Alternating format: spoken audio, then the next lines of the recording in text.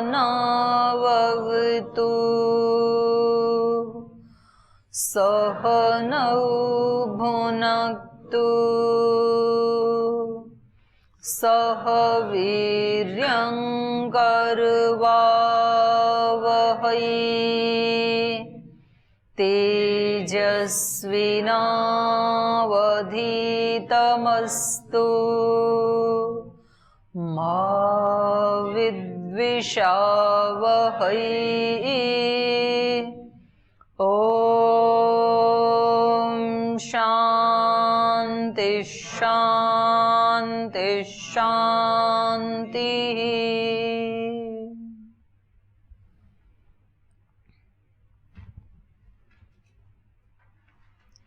कल के पाठ से कुछ पूछना है? ओम दीदी जो कल आपने जो बताया, जब बुद्धि निर्मल हो जाता है तो बुद्धि आत्ममय हो जाता है, तो दीदी आत्मवत। तो दीदी जो हम लोग कभी कभी कोई कार्य करना चाहते हैं तो कभी एक मन कहता है कि करो, एक मन कहता है जो रोकता है। जैसे मेरा जब एक्सीडेंट हुआ था तो एक मन कह रहा था कि मत जा, होता है जो अपने आप आ रहा था। तो मेरा कहने का मतलब क्या है कि जैसे जो अंदर से जो बोलता है तो ये बुद्धि का है कि ये जो आत्मा से बोलता है? आत्मा की भी प्रेरणा होती है। जो बुद्धि जो अंदर की भाव निर्मल बुद्धि से बोलता है कि आत्मदास से बोलता है? हाँ, वो मतलब आत्मा को सहारा तो बुद्धि का ही लेना होता है, क्योंकि विचार तो बुद्धि में ही आएगा ना। तो विचार आना तो बुद्धि का ही धर्म है, डायरेक्ट आत्मा में विचार नहीं आ सकता है। पर प्रेरणा आत्मा की होती है, या कभी कुछ दैवी शक्तियों की प्रेरणा होती है, जो ब्रह्मांड में स्थित दैवी शक्तियां हैं। तो उसको सांख्य दर्शन में ऊहा सिद्धि कहा है। 5 प्रकार की सिद्धियां बताई ना योग दर्शन में। जन्म, औषधि, मंत्र, तपह, समाधि जा। कुछ लोगों को तो जन्म से ही होती हैं, तो वो कब सिद्धि संपन्न हो गए उनको भी नहीं पता। इस जन्म में उन्होंने कुछ भी नहीं किया, तो गाय भैंस चराते चराते ही उनको ऐसे जंगल में किसी दैवी शक्ति के साथ उनका संप्रयोग हो गया, और वो ऐसे ही अपने साथियों को कुछ बताने लगे कि ऐसा होगा ऐसा होगा। उनके साथी पूछते, अच्छा तो तेरे को पता है तो तू बता अब की बार एग्जाम में कौन कौन से क्वेश्चन आएंगे? तो उन्होंने कहा कि ये आएंगे, और वो ही आ गई। ऐसे फिर और बताया, वैसे ही हो गया। तो इसको कहते हैं जन्म से सिद्धि। एक फिर होता है जन्म औषधि से सिद्धि। आयुर्वेद में होती हैं वो सिद्धियां। जैसे च्यवनप्राश खाया तो च्यवन ऋषि को युवावस्था आ गई फिर से, आमलक आदि का प्रयोग करके। कुछ लोगों को दृष्टि आ जाती है ऐसे। तो ऐसा नहीं है, वो तो बीच में मतलब आयुर्वेद के जो ज्ञाता थे उनका अभाव हो गया, इसलिए आयुर्वेद के ज्ञान का भी अभाव हो गया। आयुर्वेद केवल कुछ चूर्ण चटनी में सिमट करके रह गया, और लोगों की ये धारणा बन गई कि आयुर्वेद की जो दवाएं हैं उनका तो बहुत स्लो प्रोसेस होता है, उनसे बहुत देर में ठीक होता है। ऐसा वो बन गया माइंडसेट। और ये माइंडसेट बनाया एलोपैथी वालों ने, क्योंकि उनको अपनी दवाइयाँ बेचनी थी। तो बोले कि एलोपैथ का तो क्विक रिएक्शन होता है, तुरंत उसका लाभ होता है, आयुर्वेद का बहुत धीरे होता है। जबकि ऐसा नहीं है। आयुर्वेद का तो सबसे, क्योंकि वो तो डायरेक्ट औषधि है। आखिर में जो एलोपैथ की दवाई भी बनी वो भी किससे बनी? कुछ तो प्रकृति के ही घटक लेके बनी ना, तो वो तो इतने प्रोसेस करके बनी। और ये तो सीधा का सीधा खाया जा रहा है आयुर्वेद में, तो जड़ी बूटी आदि। तो जो डायरेक्ट खाएंगे उसका तो ज्यादा असर होता है। तो एक मिर्ची का कैप्सूल खाएं और सीधा मिर्ची खाएं, तो कौन से का ज्यादा जल्दी असर होगा? सीधी मिर्ची खाने का ज्यादा होगा, कैप्सूल में तो देर लगेगी थोड़ी। तो ये आयुर्वेद से ना बहुत सिद्धियां ऐसे, मतलब वहां आयुर्वेद में भी वर्णन है और लोक में भी ऐसे उदाहरण मिलते हैं। तो जन्म, औषधि, मंत्र, पूरे वेद में जो सूक्त हैं, स्तोत्र हैं, उस देव का आह्वान करने के लिए उस विशेष मंत्रों से उनका आह्वान किया जाता है। आप अपनी दिनचर्या में भी देखते हैं, सुबह अलग मंत्र होते हैं, यज्ञ में अलग होते हैं, संध्या में अलग होते हैं, सायंकाल सोने वाले अलग मंत्र होते हैं, तो उनका अलग अलग प्रभाव होता है। मंत्र का मतलब है उस शक्ति का गहराई से मनन करना। मंत्रोकस्मात् मंत्र मननात्, और मनन कर जिसका मनन करते हैं वो शक्ति जागृत हो जाती है। वैसे तो सब कुछ हमारे अंदर ही है, यथा ब्रह्मांडे तथा पिंडे, और मन में ही है सारी शक्तियां। तो मन के लिए कहा यस्मिन ऋचः साम यजुंसी, ऋग्वेद यजुर्वेद सामवेद अथर्वेद का सबका ज्ञान किसमें है? मन में ही है। तो ये मंत्र से भी सिद्धियां होती हैं, तप से भी होती हैं, जन्म औषधि मंत्र तपह, और फिर समाधि से तो होती हैं। तो उनमें सबसे श्रेष्ठ समाधि वाली सिद्धियां सर्वश्रेष्ठ मानी गई हैं। तो ये में जो आप पूछ रहे थे, तो उसमें ये तो जन्म से सिद्धि होती हैं, और फिर जो तप से सिद्धि प्राप्त की जाती हैं, तप से जो प्राप्त की जाती हैं वो 8 प्रकार की होती हैं, वो सांख्य दर्शन में आया है। तो उनमें एक सिद्धि है ऊहा सिद्धि। वो व्यक्ति ऊहा कर लेता है कि ऐसा होने वाला है और वैसा ही हो जाता है। तो ये कभी कभी किसी व्यक्ति में बहुत ज्यादा होती हैं, तो उसको फिर कहेंगे ये सिद्धि संपन्न व्यक्ति है। और थोड़ी थोड़ी कभी कभी किसी किसी व्यक्ति में हो जाती है।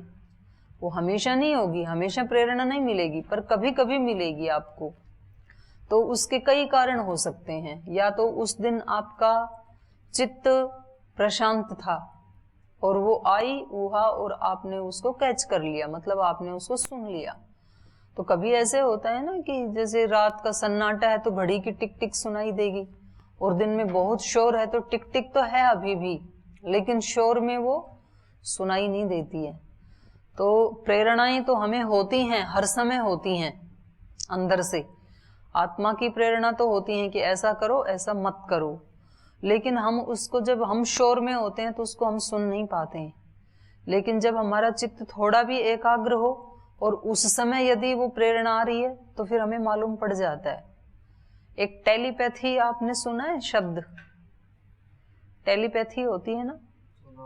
आपने कभी अपने किसी दोस्त का स्मरण किया और उसी समय उसका फोन आ गया, ऐसे होता है कभी?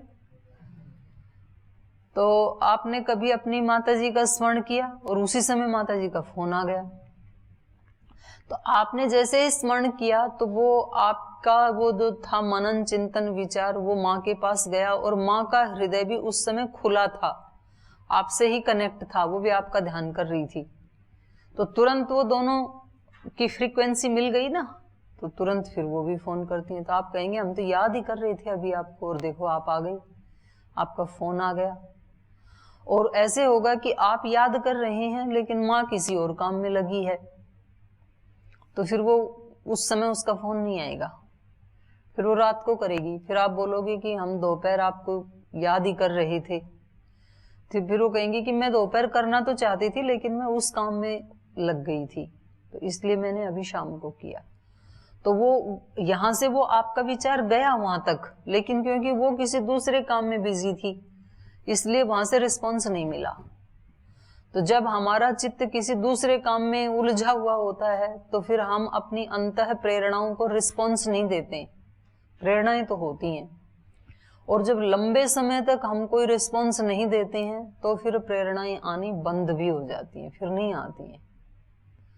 और उनको रिस्पॉन्स मिलता है तो फिर वो बढ़ भी जाती हैं, फिर व्यक्ति को ये ऊहा सिद्धि बढ़ जाती है। जब वो रिस्पॉन्स देता है ना, देखो तब मेरे अंदर से ऐसे आया और मैंने नहीं किया, तो फिर पता चला कि वो जिस बस में मैं जा रहा था वो बस तो एक्सीडेंट हो गया, तो अगर मैं चला जाता तो फिर मेरा भी हो जाता। अब इस व्यक्ति को विश्वास हो गया, फिर अगली बार इसको प्रेरणा हुई कि आज ट्रेन से मत जाना आप, और वो जाते जाते फिर रुक गया और पता लगा कि ट्रेन की तो पटरी टूट गई थी उस दिन। तो अब इसके 2 अनुभव हो गए। तो ऐसे जब हम किसी चीज को रिस्पॉन्स देते हैं अंदर से हमें, तो फिर वो शक्तियां हमारी बढ़ती भी जाती हैं। और कोई? कल का पाठ आ गया था समझ में? हाँ बताओ।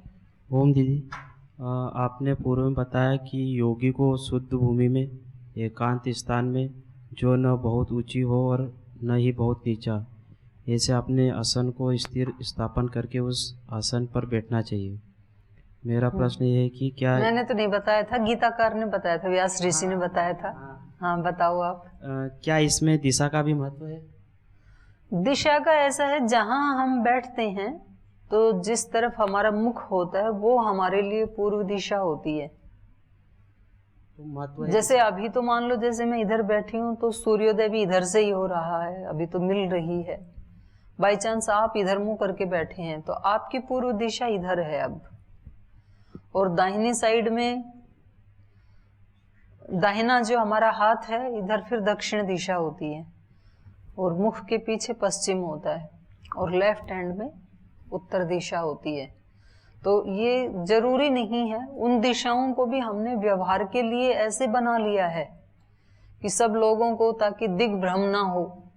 तो ये हमने सृष्टि के आदि में ही हमारे शास्त्रकारों ने ही तय कर दिया कि जहाँ से सूर्योदय होगा उसको हम पूर्व दिशा कहेंगे, अस्त होगा उसको पश्चिम कहेंगे, और लेफ्ट को उत्तर कहेंगे, और राइट को दक्षिण कहेंगे। ऐसे तय कर लिया। तो ये व्यवहार के लिए ही है, ऐसा कोई वो नहीं है इसका। जैसे बताते हैं कि सोने के लिए पूर्व में सिर करना चाहिए, और पश्चिम में करते हैं तो आयु क्षीण होती है।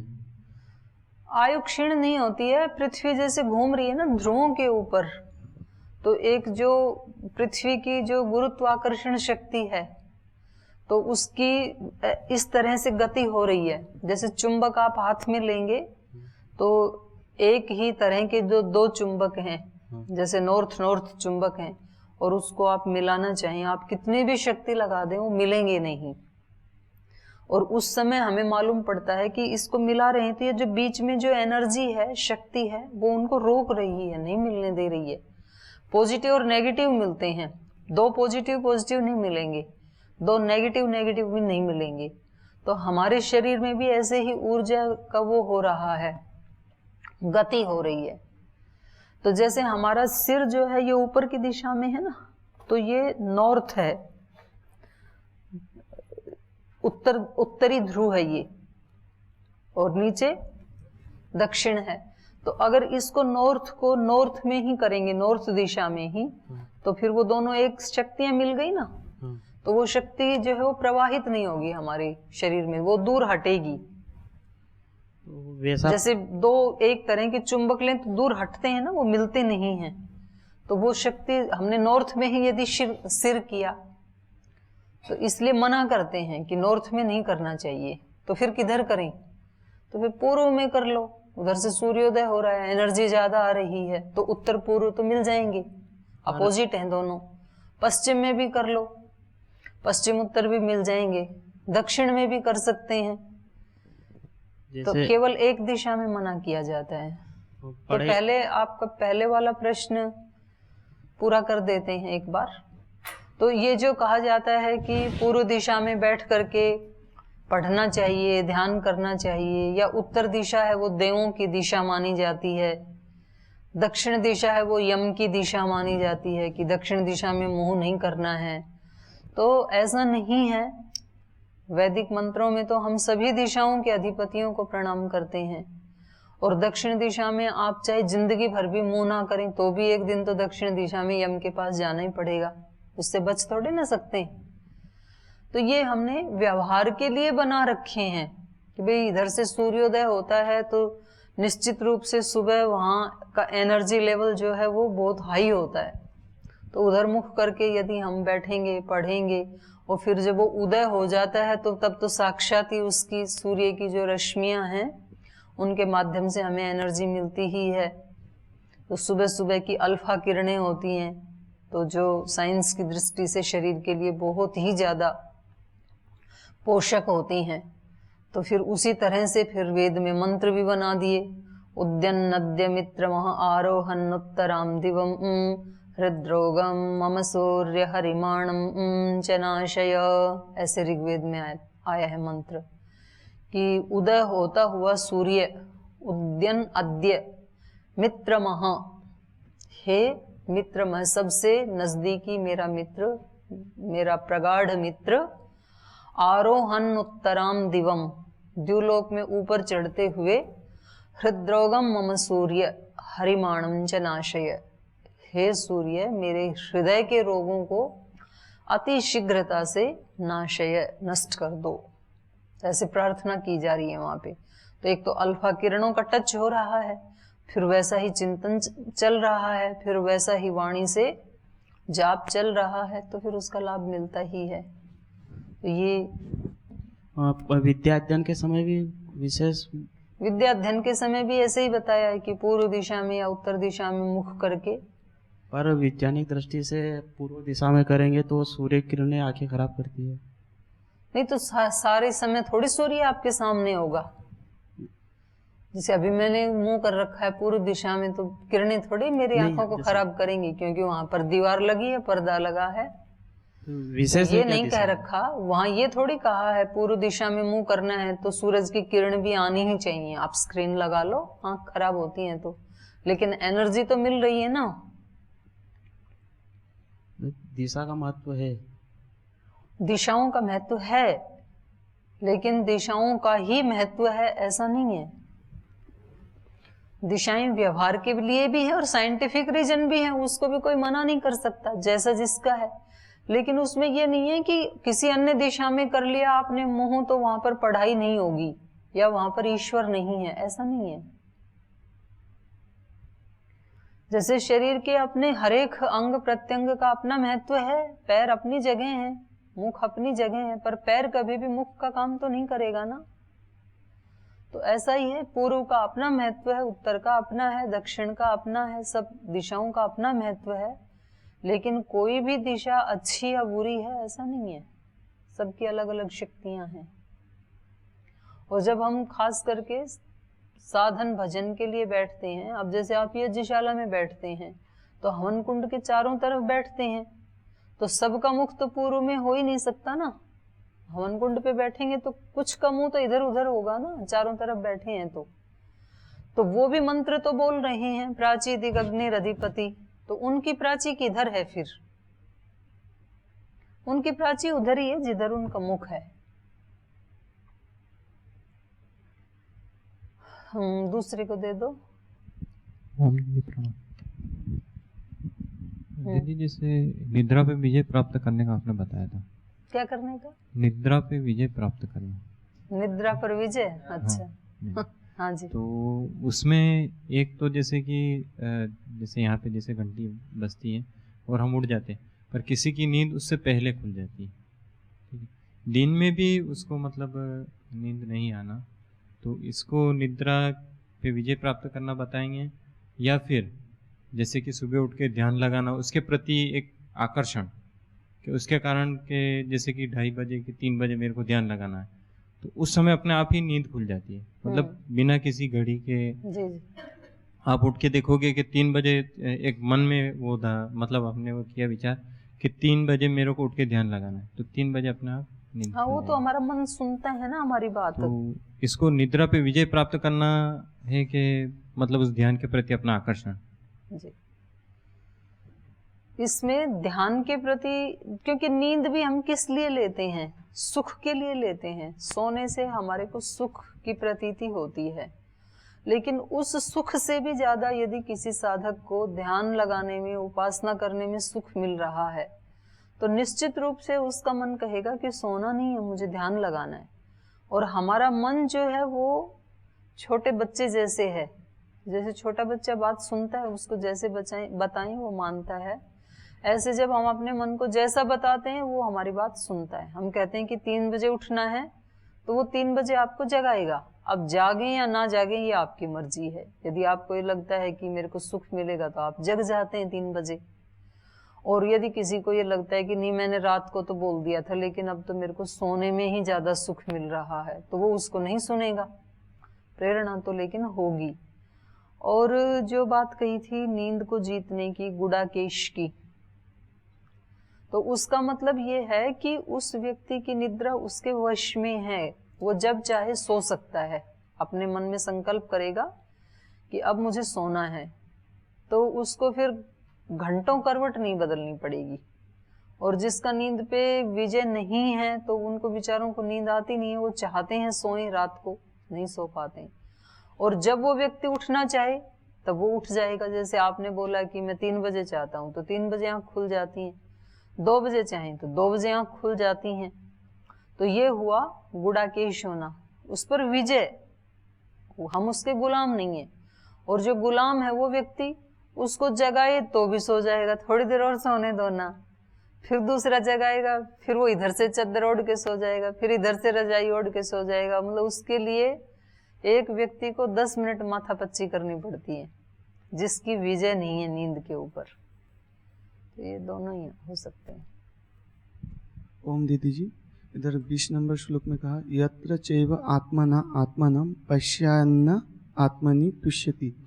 इसमें कहा गया है कि शुद्ध बुद्धि के द्वारा परमात्मा का साक्षात्कार होता है। तो बुद्धि के द्वारा कैसे आत्मा का साक्षात्कार होता है? बुद्धि से ही तो होता है हर एक चीज का ही साक्षात्कार। आप मेरा साक्षात्कार कर रहे हैं अभी, तो किससे कर रहे हैं? आंख से। आंख नहीं है तो नहीं कर पाएंगे, लेकिन आंख तो खुली है, आपका मन कहीं और लगा है, फिर भी नहीं हो पाएगा। तो जब आपका मन, बुद्धि और चक्षु तीनों इसमें लगे हैं तब साक्षात्कार हो रहा है। और आपका चक्षु तो ऐसे का ऐसा ही है, लेकिन आत्मा निकल गया, आत्मा निकल गया तो फिर मन भी काम नहीं करेगा। मन होता तो है वहां पे, सूक्ष्म शरीर साथ ही होता है, लेकिन जब बाहर निकल गया आत्मा तो फिर ये शरीर चक्षु होते हुए भी नहीं देख पाएगा। तो सामर्थ्य, सारी शक्ति तो सारी आत्मा की होती है, और साक्षात्कार बुद्धि के द्वारा होता है, इंस्ट्रूमेंट के द्वारा होता है। जैसे लाइट तो है, जो वायर फिटिंग कर रखी है ना, तो उसमें बिजली तो है, लेकिन बल्ब जलेगा तभी तो वो अभिव्यक्त होगी ना। प्रकाश वायर से नहीं हो सकता है। बिजली है, इसकी अभिव्यक्ति कौन करेगा? प्रकाश कौन करेगा? ट्यूबलाइट, बल्ब, एलईडी, यही तो करेंगे ना।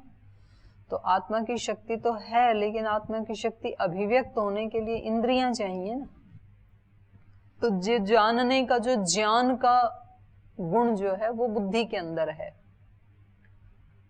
तो बुद्धि के द्वारा ही जाना जाएगा। लेकिन वो बुद्धि के भी फिर कई सारे विभाग हैं, अष्टधा, 8 उसकी कैटेगरी है बुद्धि की। तो जो सबसे शुद्धतम बुद्धि है, बिल्कुल निर्मल, अध्यात्म प्रसाद जिसको कहा है, उस निर्मल बुद्धि से ही उसका साक्षात्कार हो पाएगा आत्मा का। हो गया? ओम यदि भक्त सबसे प्रीति करता है और फिर कैसे आसक्त नहीं होता है, थोड़ा कौन? इसको मैं भक्त ऐसा भक्त, हाँ, क्या प्रश्न आपका? सबसे प्रीति करता है और फिर आसक्त अच्छा। नहीं होता है। हाँ हाँ, भक्त सबसे प्रीति करता है लेकिन आसक्त नहीं होता है। वो इसलिए नहीं होता है, उसके पास ज्ञान है, वो सबके अंदर उस एक ब्रह्म को ही देखता है, उसको लगता है कि उससे अतिरिक्त कुछ भी है ही नहीं। तो प्रीति तो तब हो जब दो हों, एक प्रीति करने वाला, एक जिससे प्रीति की जा रही है, वो दो हों तब प्रीति हो। उसका द्वैत मिट जाता है भक्त का, तो इसलिए उसको किसी में आसक्ति नहीं होती है। एक वो भक्त है, या उसको यूं कहें कि उसका त्रैत मिट जाता है। एक भक्त है, दूसरा भगवान है, द्वैत तो रहता है, क्योंकि भक्त बनेगा ही तब जब द्वैत होगा।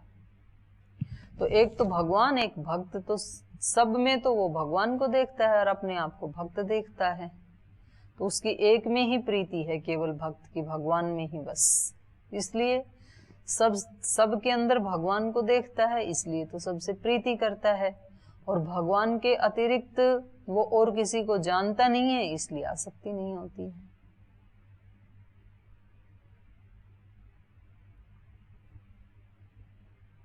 आ गया समझ में कि और कुछ है? हैं? आ ही गया?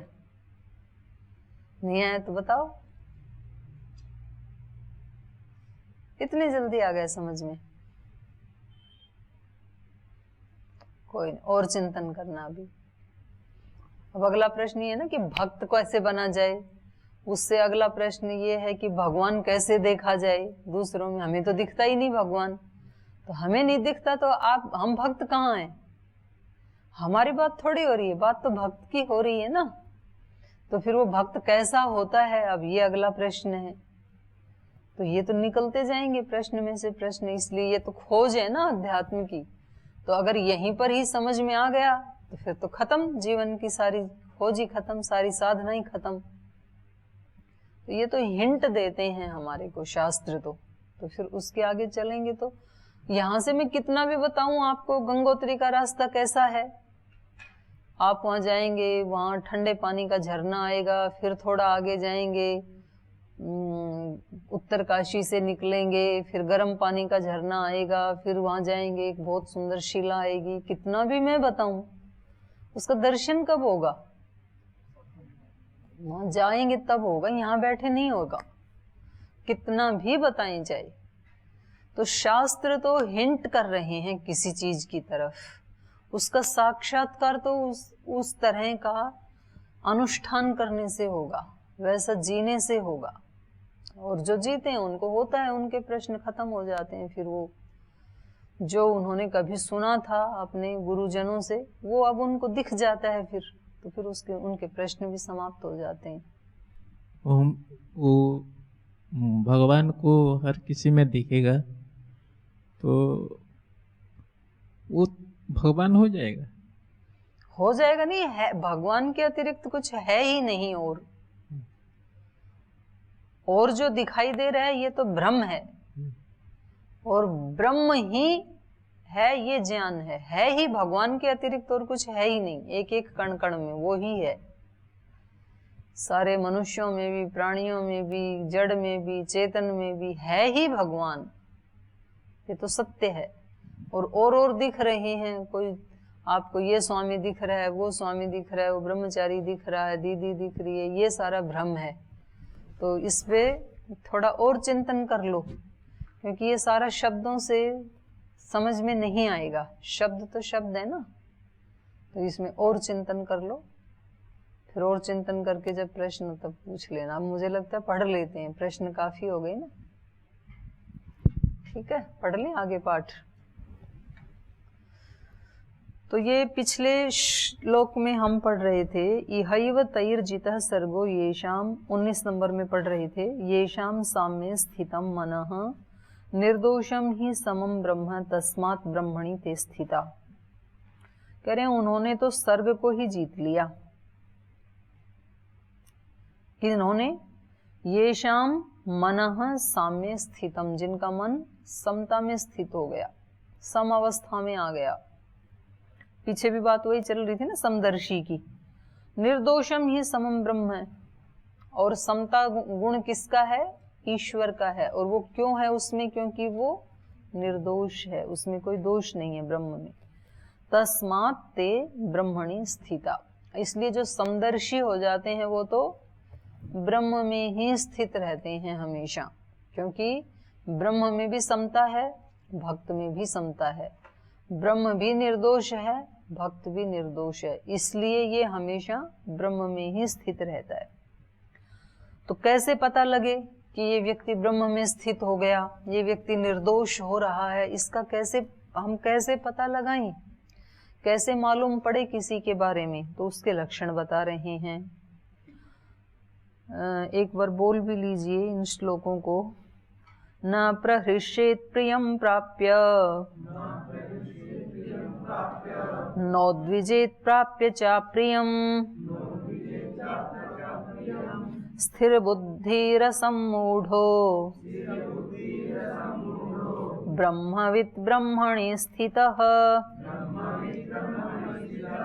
बाह्यस्पर्शेष्वसक्तात्मा विन्दत्यात्मनि यत् सुखम्, स ब्रह्मयोगयुक्तात्मा सुखम् अक्षयमश्नुते शक्नोति हैव यः सोढुम् प्राक्शरीरविमोक्षणात् कामः क्रोधोद्भवं वेगम् स युक्तः स सुखी नरः योऽन्तः सुखे अन्तराराम तथा अन्तर्ज्योतिरेव यः स योगी ब्रह्मनिर्वाणम् ब्रह्मभूतोऽधिगच्छति लभन्ते ब्रह्मनिर्वाणम् ऋषयः क्षीणकल्मषाः छिन्नद्वैधायतात्मानः सर्वभूतहिते रताः। तो उसका लक्षण बता रहे हैं, न प्रहृष्येत प्रियम प्राप्य।